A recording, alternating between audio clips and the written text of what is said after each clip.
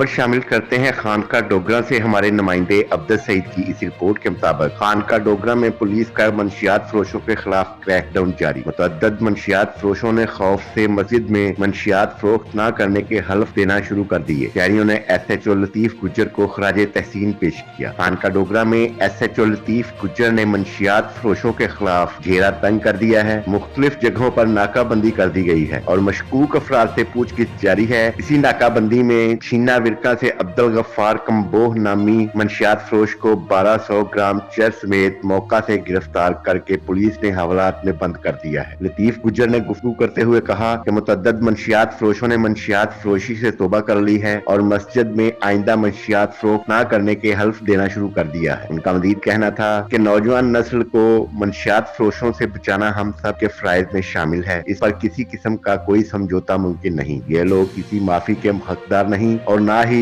इन्हें कोई राहत दी जाएगी। मंशियात फरोशों के खिलाफ क्रैकडाउन तसलसल के साथ जारी रहेगा। अवाम ऐसे लोगों की निशानदही करें। ये यात्रा करवाना हमारा काम है।